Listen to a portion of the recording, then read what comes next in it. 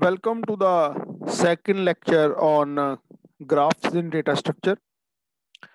इस लेक्चर में हम लोग ट्रैवर्सिंग ऑपरेशन और उसके बाद एक सिंपल एल्गोरिदम करेंगे to find the shortest path between the two nodes. तो सबसे पहले हम स्टार्ट करेंगे ट्रैवर्सिंग से। As you already know what is traversing. Traversing refers to an operation in which we process each node in the list exactly once। किसी node को दो बार नहीं करना है और किसी नोड को भी छोड़ना नहीं है। What are the challenges regarding the traversing operation in a graph? जैसे tree is a non-linear data structure, उसी तरह से graph is also a non-linear data structure। इसमें मल्टीपल पाथ्स हैं from one node. So the biggest challenge is to keep track of which nodes have been processed and which nodes are remaining. So there are two approaches.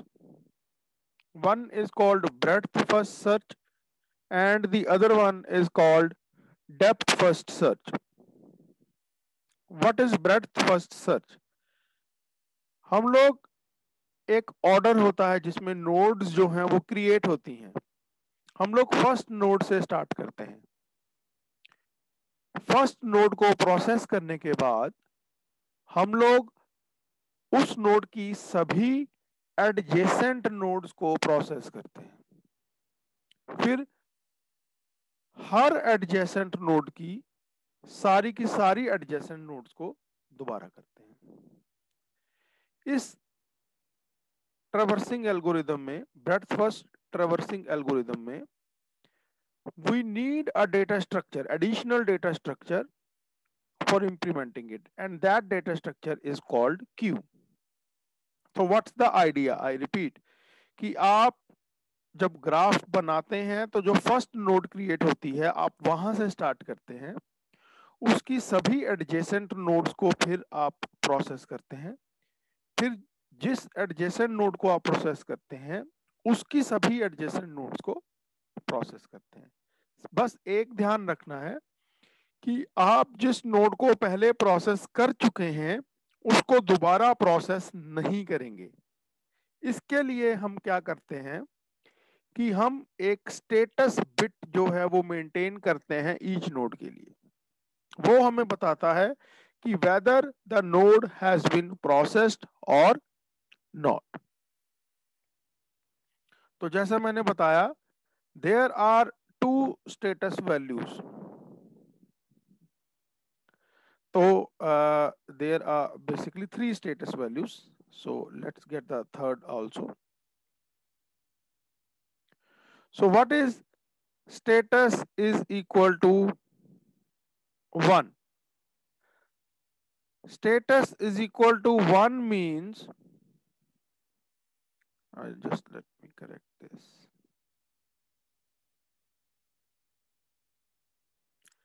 Status is equal to 1 means the initial state of a node. That means सारी की सारी node जो है वो initialise कर देंगे हम लोग स्टेटस 1 के साथ, जिसको हम लोग इनिशियल स्टेटस बोलते हैं। स्टेटस 2 क्या है? नोड को हमने क्यू के अंदर इंसर्ट कर दिया है and it is waiting to be processed. यानी जब हम किसी भी एडजेसेंट नोड को पिक करते हैं तो हम उसका स्टेटस चेक करेंगे। अगर उसका स्टेटस ऑलरेडी 2 या 3 है तो हम उसको क्यू के अंदर दोबारा से इंसर्ट नहीं करते हैं। तो क्यू के अंदर कौन सी नोड्स जाएंगी? सिर्फ वही नोड्स जाएंगी जिनका स्टेटस 1 है। स्टेटस 3 का मतलब क्या है कि उस नोड को क्यू में से रिमूव भी कर दिया गया है और प्रोसेस भी कर दिया गया है। So here is the algorithm for the breadth first search. Initialize all nodes with status 1। जैसा मैंने बताया था, इनिशियल स्टेट के साथ इनिशियलाइज कर देंगे सभी नोड्स को। जो हमारी फर्स्ट नोड है, नोड ए, हमने उसको डेजिग्नेट किया है नोड ए। हम लोग उस नोड को क्यू के अंदर इंसर्ट कर देंगे और सिर्फ इसी नोड का स्टेटस जो है वो 2 कर देंगे। तो initially all nodes have status 1 and then we insert one node into the queue and change its status to 2। तो हम लोग क्या करते हैं, हम लोग स्टेप नंबर 4 एंड 5 को रिपीट करते हैं। कब तक रिपीट करते हैं? जब तक क्यू खाली ना हो जाए। तो हमने करना क्या है, रिमूव द फ्रंट नोड के फ्रॉम द क्यू, उसके ऊपर प्रोसेस अप्लाई करना है और क्योंकि उसके ऊपर प्रोसेस अप्लाई हो गया है हमें उसका स्टेटस चेंज करके 3 कर देना है। That means it has been processed. और स्टेप नंबर 5 में क्या करना है, जिस नोड को आपने प्रोसेस किया है उसकी एडजेसेंसी लिस्ट चेक करनी है, यानी कौन कौन सी नोड्स उसके एडजेसेंट हैं और उनका स्टेटस 1 है। हमें जितनी भी ऐसी नोड्स मिलती हैं हम उनको एक एक करके क्यू के अंदर इंसर्ट कर देंगे। That is the end of the algorithm.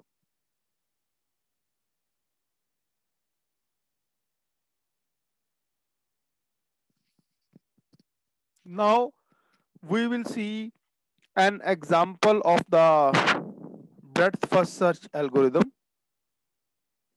Here you can see initially we are given a graph with 7 nodes. तो हम स्टेप नंबर 1 में करें क्या करेंगे, सभी 7 की 7 नोड्स का स्टेटस 1 सेट कर देंगे टू द इनिशियल स्टेज। उसके बाद हम क्या करेंगे, उसके बाद हम लोग एक नोड से स्टार्ट करेंगे which is the first node. Let us say that node is a. तो हम क्या करेंगे, ए के स्टेटस को चेंज कर देंगे 2 और बाकी सबका स्टेटस 1 ही रहेगा। अब ए कहां पर है, ए चली गई है क्यू के अंदर और बाकी सारे वेटिंग इनिशियल स्टेट पर है। तो स्टेप नंबर 3 में हम क्या करेंगे, हम लोग क्यू में से ए को निकालेंगे और उसको प्रोसेस कर देंगे। जब ए प्रोसेस हो जाएगा तो उसका स्टेटस चेंज होकर 3 हो जाएगा। अब आप चेक कीजिए कि ए के एडजेसेंट कौन कौन सी नोड्स हैं, यानी हम लोग ए से कहां कहां तक जा सकते हैं। तो द आंसर इज आप ए से सिर्फ नोड बी तक जा सकते हैं।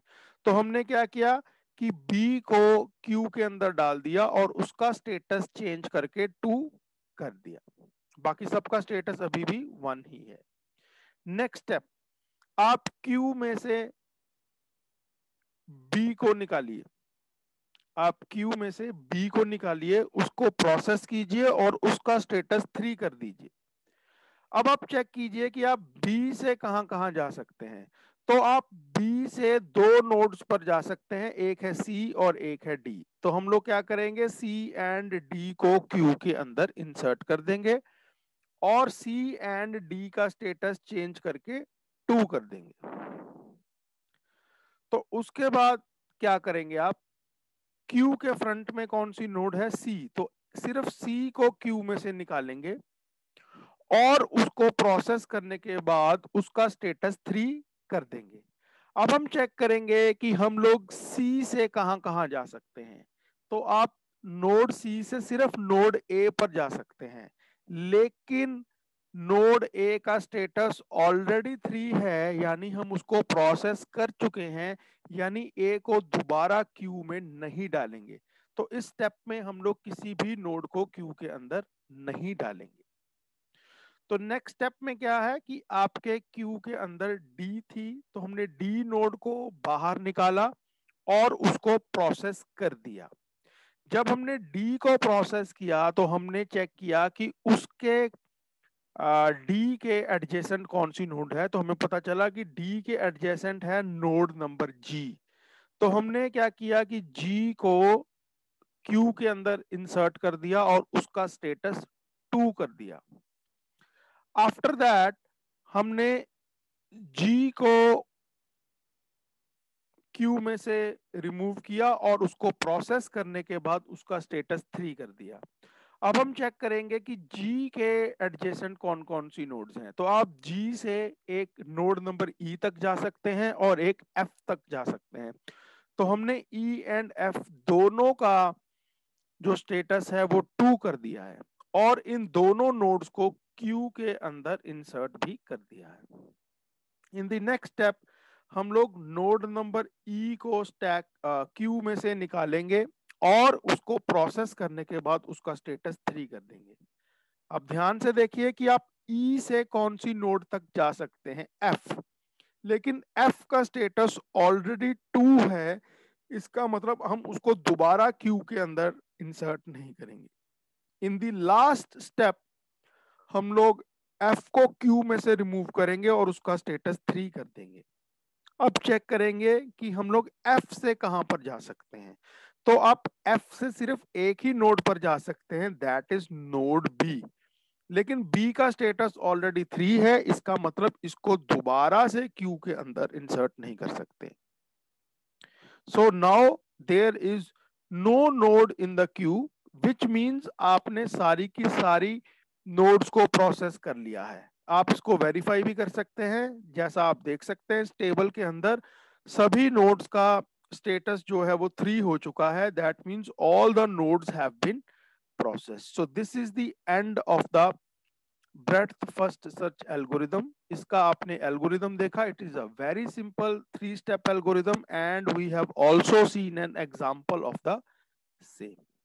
Next algorithm we are going to do is called the depth first search algorithm. What is a depth first search algorithm? Breadth first search में क्या होता है कि हम लोग एक नोड को प्रोसेस करने के बाद ब्रेड्थ में उसकी जितनी भी एडजेसेंट नोड्स हैं उनको प्रोसेस करते हैं। तो डेप्थ फर्स्ट सर्च में क्या होगा कि आप एक नोड को प्रोसेस करने के बाद उसकी एक एडजेसेंट नोड को प्रोसेस करेंगे और वो पाथ को एंड तक फॉलो करेंगे। तो बाकी की एडजेसेंट नोड्स का क्या करेंगे? बाकी की एडजेसेंट नोड्स को आप स्टैक के अंदर पुश कर देंगे। जब आपका एक सिंगल पाथ पूरा का पूरा प्रोसेस हो जाएगा, देन आप स्टैक में से दूसरी एडजेसेंट नोड को निकालेंगे और उसका पूरा का पूरा पाथ ट्रेवर्स करेंगे। तो इससे क्या होता है कि हम लोग एक पाथ को पूरी डेप्थ तक प्रोसेस करने के बाद दूसरे पाथ को प्रोसेस करते हैं। तो इसमें जो डेटा स्ट्रक्चर यूज होता है इसको हम लोग स्टैक बोलते हैं। तो ब्रेड्थ फर्स्ट सर्च में हमने कौन सा स्टैक यूज किया था? क्यू। तो डेप्थ फर्स्ट सर्च में कौन सा स्टैक यूज करेंगे और कौन सा डेटा स्ट्रक्चर यूज करेंगे? स्टैक। इसको हम लोग बैक ट्रैकिंग भी बोलते हैं क्योंकि हम लोग एक पाथ पूरा का पूरा प्रोसेस करने के बाद बैक ट्रैक भी करते हैं। Just like your other algorithm, इस एल्गोरिदम में भी 3 स्टेटस मेंटेन किए जाते हैं। Status 1, which is the initial state of all the nodes. Status 2, वो नोड्स जो स्टैक के अंदर पुश कर दी गई हैं and they are waiting to be processed. And status 3, which is कि node has been processed. तो let us see the algorithm. First step is same as the breadth first search. सभी की सभी नोड्स का स्टेटस 1 कर दीजिए, that means initial state. फिर first node को जैसे उसमें क्यू में डाला था, इसमें फर्स्ट नोड को उठाकर स्टैक के अंदर पुश कर दीजिए और उसका स्टेटस चेंज कर दीजिए 2। Then just like the other algorithm आप स्टेप नंबर 4 एंड 5 को रिपीट करेंगे। कब तक रिपीट करेंगे? जब तक आपका स्टैक जो है वो एम्प्टी नहीं हो जाता है। अब हमने करना क्या है? आपने स्टैक का सबसे ऊपर वाला एलिमेंट जो है उसको पॉप करना है, उसके ऊपर प्रोसेस को अप्लाई करना है और उसका स्टेटस चेंज करके 3 कर देना है, यानी हमने उसको प्रोसेस कर दिया है। और दूसरा काम क्या करना है? उसके जितने भी एडजेसेंट नोड्स थे, जैसे उसमें क्यू में डाल देते थे, इसमें हम लोग उनको स्टैक में पुश कर देंगे और उनका स्टेटस 1 से 2 पर चेंज कर देंगे। Now it is time to see the example of the same.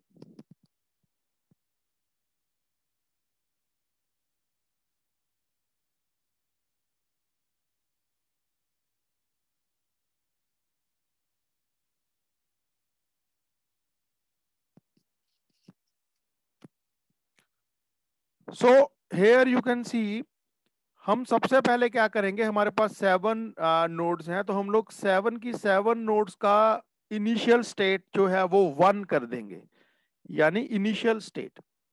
सबसे पहली नोड कौन सी है आपकी? सबसे पहली नोड है ए।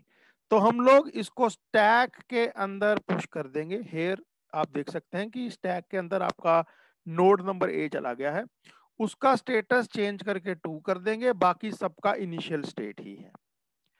स्टेप नंबर 3 में क्या करेंगे, आप ए को प्रोसेस कर देंगे।